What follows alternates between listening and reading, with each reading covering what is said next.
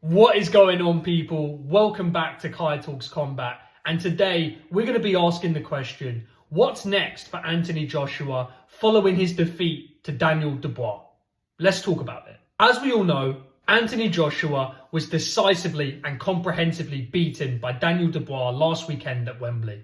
In the run-up to this fight, the vast majority picked AJ to win and saw this as being a relatively easy fight for the former two-time heavyweight champion. The narrative was that AJ was just a level above Dubois. Dubois hadn't fought on anywhere near the type of stage that a packed-out Wembley for a London Riyadh season event promised to be. He was going to freeze and shrink at the occasion. He was a quitter. He quit against Joyce, he quit against Usyk, and when it got tough in there with Anthony Joshua, he was going to quit again. The level of disrespect shown to the young champion was real. Everyone thought this would be Anthony Joshua's crowning moment. It was a certainty. He was going to go in there, steamroll Daniel Dubois, take the IBF strap, and move on to the unification fight between the winner of Usyk Fury 2. He was going to join an elite few as the three-time heavyweight champion of the world. But as we all know, that version of the story didn't come to fruition. Maybe in some alternate reality it did, but at least in this one, that version of the script was ripped up and torn apart by the victorious Daniel Dynamite Dubois. Despite being said to be on a career best form going into the Dubois fight, in the immediate aftermath of the loss, there was a lot of calls for Anthony Joshua to retire. These people, I think, can be put into one or two camps. Those that genuinely care about AJ and want to see him retire with all his health and faculties intact. And they don't want to see him continue to put himself into hard fights like the one he had with Dubois. And there are those that are saying it because, to be honest, they don't like AJ and they were just happy to see him lose. And I get the former of the two, right? Nobody wants to see AJ go on for too long. He's done so much for the sport. He's resurrected British boxing and inspired a whole new generation to pursue boxing and pursue greatness in the sport. On top of that, he's achieved so much and earned so much money along the way. He's got nothing left to prove. But you've got to understand, fighters are a different breed, man. They have a hunger to compete that propels them forward. AJ has always been about legacy and chasing greatness. And he went up against Dubois and came up short. Does that mean he calls it a day? He won't be able to leave the sport with that loss as his final hurrah, and I don't blame him. Equally, he's only 34. The same people that are calling for his retirement now, a week ago, were saying that he's in the best form of his life. Boxing fans are just so fickle. This is everything that's wrong with fight fans. The moment a fighter loses, it's okay, that's it, he's finished, stick a fork in it, he's a hype job, he was never any good, and I'm sorry, it's just absolute insanity to me, honestly, it really is. Regardless of what your opinion of AJ is outside of the ring, you cannot deny that he is a future Hall of Famer. He just is. He just is. You don't become an Olympic gold medalist and two-time heavyweight champion of the world by being rubbish. And you're crazy if you think you do. And I really feel like as fight fans, we need to eradicate this retirement narrative from the conversation. Thanks to the Riyadh season cards, we're finally getting the fights that we want to see. We're finally seeing the best go up against the best. Look at the UFC. The best go up against the best frequently. And guess what? Sometimes they win, sometimes they lose. That's what happens at the elite level. And guess what? If AJ decides to walk off into the sunset and say, hey guys, I'm off, I'm retiring, thanks for everything, it's been great, I'll be upset, but I'll understand. Anyways, I digress. Thankfully, AJ won't be retiring because he put this video up on social media earlier this week. Yesterday night we came up short, but look, we've got to look at all the positives. That's the mindset and that's the perspective that we have to have, a positive one, always.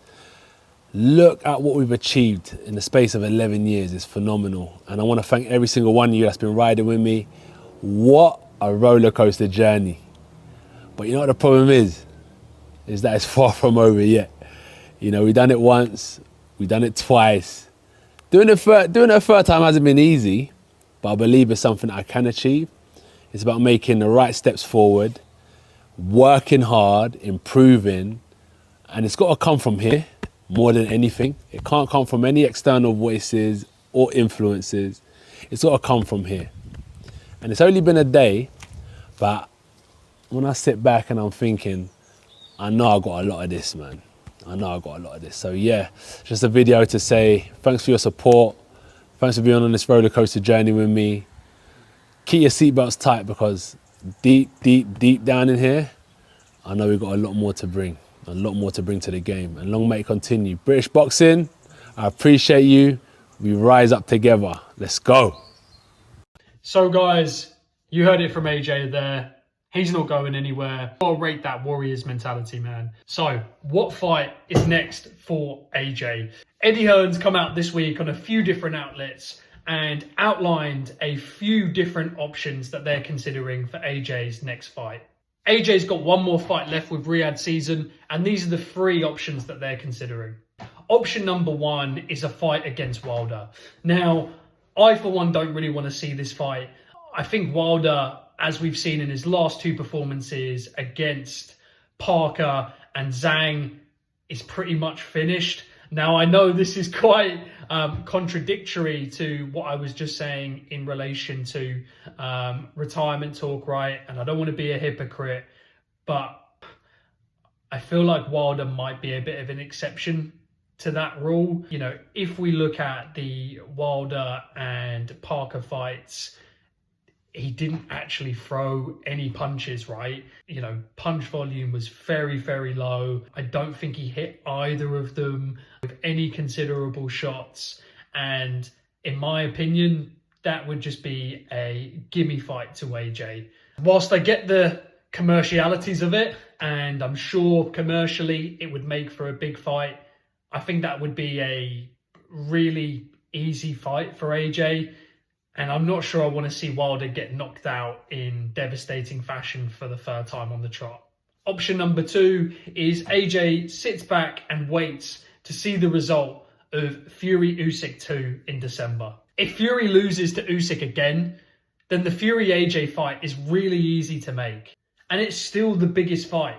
Regardless if Fury wins or loses that fight, I still want to see Fury-AJ.